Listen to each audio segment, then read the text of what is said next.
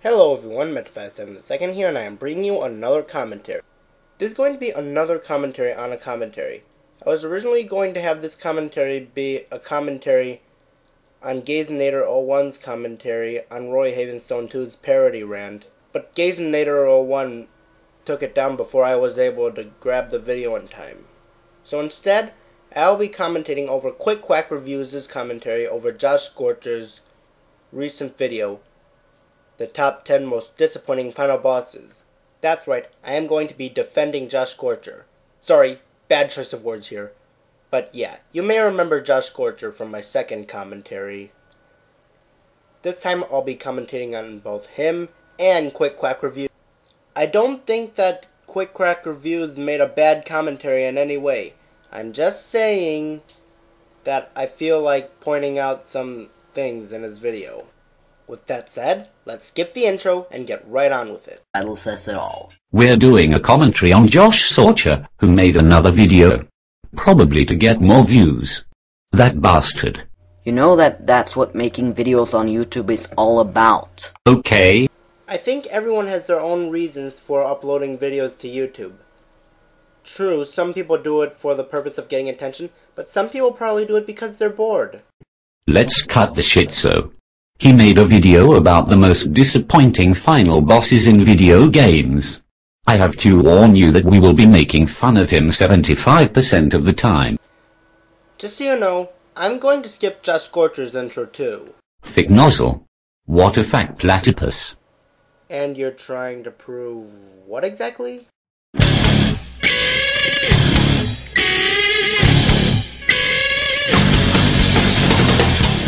Josh Scorcher here, and it's good to be back. Here's another countdown I had fun making, and not so much fun experiencing. Final bosses are a pretty sensitive part of the game. They can either be really awesome.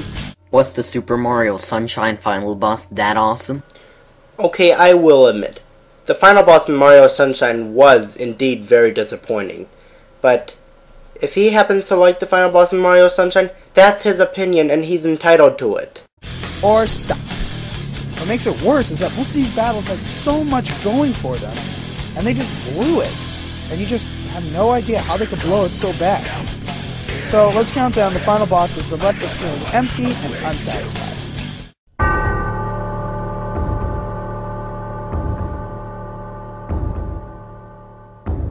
Sorry, Josh. I'd want to avoid church this holiday. Do you honestly want him to avoid church? Because avoiding church is not good at all.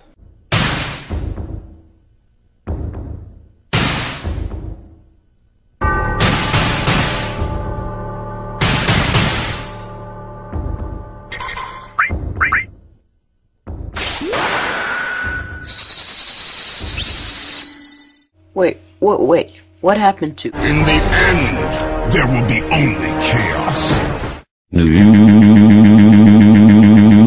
This is a different top list. He doesn't have to use the same... In the end, there will be only chaos. Because back on his overrated games list, he was referencing God of War, which some people also say is overrated.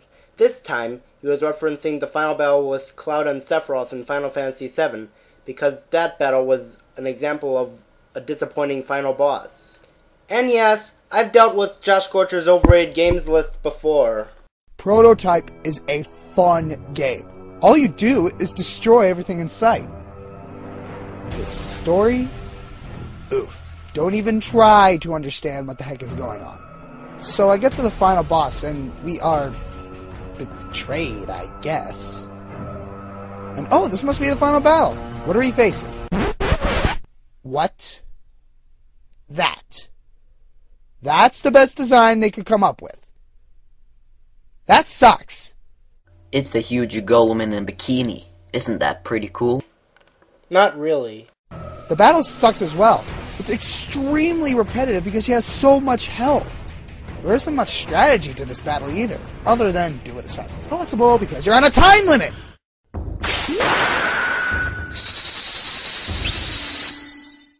This next battle can be summed up in 5 words. You gotta be shitting me. Yeah, I've ripped on this guy a lot before, but I gotta do it some more.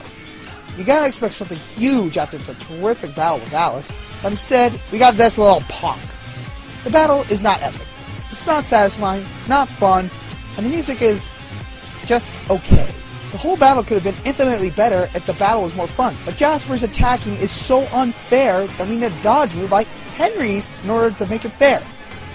But we can't play as Henry because the guy doesn't want to be associated with this terrible boss. I can't be associated with that travesty. I mean, I've got standards, for fuck's sake. That means Henry is either a selfish idiot or a freaking pussy. And this is important because...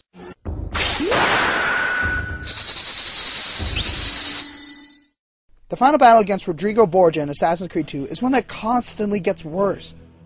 At first, you fight to the death using the pieces of Eden. Good concept, not so great execution. But then, Ezio's manliness gets the better of him, and it's a duel to the death using only punches and kicks. Now, this sort of scenario has been proven to be awesome if the pieces are set correctly. But Assassin's Creed 2's melee system is so bad that you can literally hand the controller to someone and just say, hey, keep mashing this button, and you'll win. And the icing on the cake? He has so much health. Just keep on mashing the button and you'll win. You said it yourself, idiot. I can understand where Josh Scorcher is coming from. I mean, have you been in a situation where you had to mash the buttons for a really long time? Because it gets really annoying. Seriously, how many crotch shots can one old man take?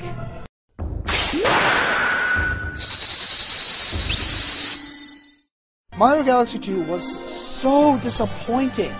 The game just has no soul. Let me guess. You hate Mario? Because Mario Galaxy 2 is the greatest Mario game of all time. Period.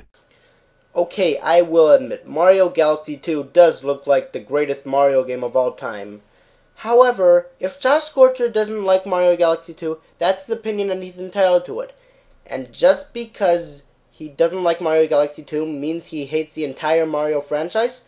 That's like saying Brawly from Pokemon Emerald was supposed to be a fighting type gym leader, is a psychic type gym leader because he has one psychic Pokemon.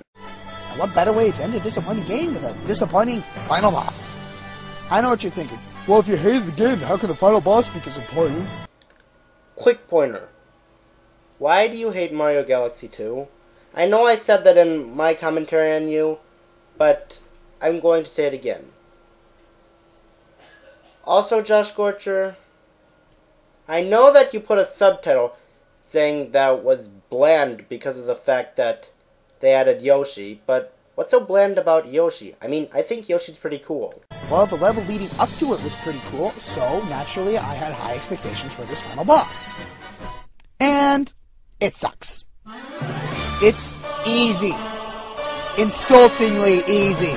That's only phase 2 of the final boss. There is much more to it. I think Josh Scorcher is only counting the final form of the final bosses. But it's lower on the list because the scenario, it's pure eye candy.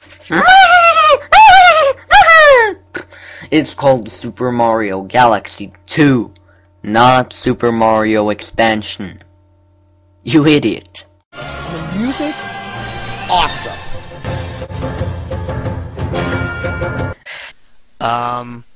Was that supposed to be funny? Because I didn't find anything funny in that. Couldn't have said it better myself, Supersonic 407.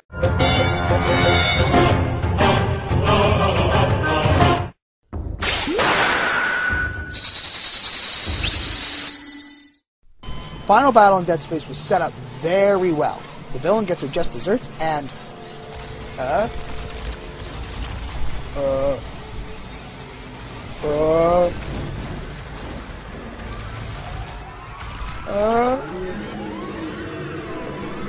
Oh, shit! I have to fight that! Apparently. All you're doing is helping him prove his point. Yes, you do. And the battle with the Hive Mind really isn't that great. I mean, the attack pattern is really predictable.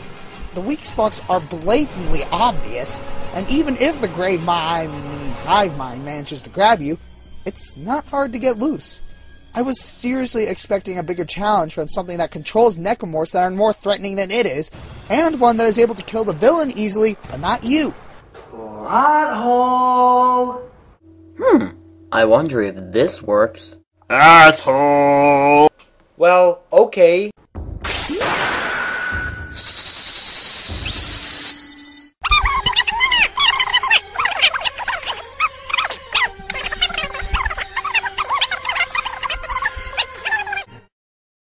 The big alligator moment.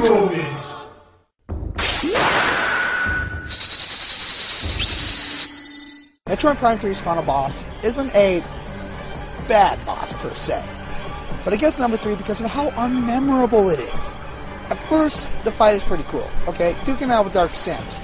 Okay, not bad. But then the next one comes, and it sucks. Seriously? This is how they choose to end the Prime series. I don't think Metroid Prime 3, Corruption, developed by Retro Studios and published by Nintendo in 2007 exclusively for the Nintendo Wii, will be the last Metroid Prime game. I hate to break it to you, but I think it might be the last Metroid Prime game. I mean, the Metroid Prime series are a trilogy, and that means there are 3 games in the Metroid Prime series, and this is the 3rd game in the series, so it must be the last game in the Metroid Prime series. No, just no. Well, at least the fight was a little fun, but still, I was expecting something along the lines of like a superpowered Metroid Prime, or maybe the Aurora unit fused with Dark Samus to create a distorted cyborg creature, or something else with imagination. Wait a minute. Didn't you say that the final boss with the Aurora unit is, you know, the S word, and now you're saying it's a little fun? Kinda hypocritical. And yes, I know you found it disappointing, but still.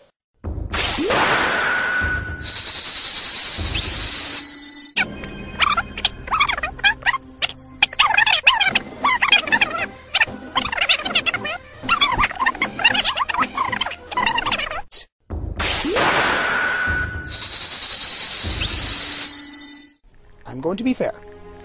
Making a boss for a first-person shooter isn't the easiest thing in the world.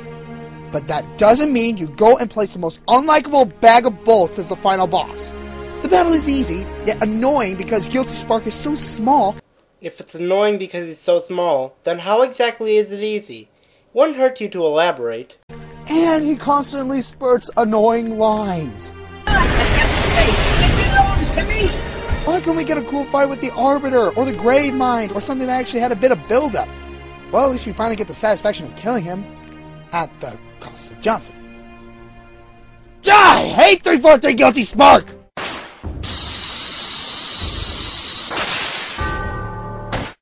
Alright, let's take this from the top. Lucian kills your sister and dog, enslaves you for 15 years, tries to murder you twice, and wants to destroy the world just because he thinks that everyone else doesn't deserve to live if he isn't happy. Naturally, this is the kind of guy you want to kill slowly and satisfyingly. Here we go! Final battle! Now, face the wrath of my... music box? Okay. So we drain your shield and we fight awesomely, right?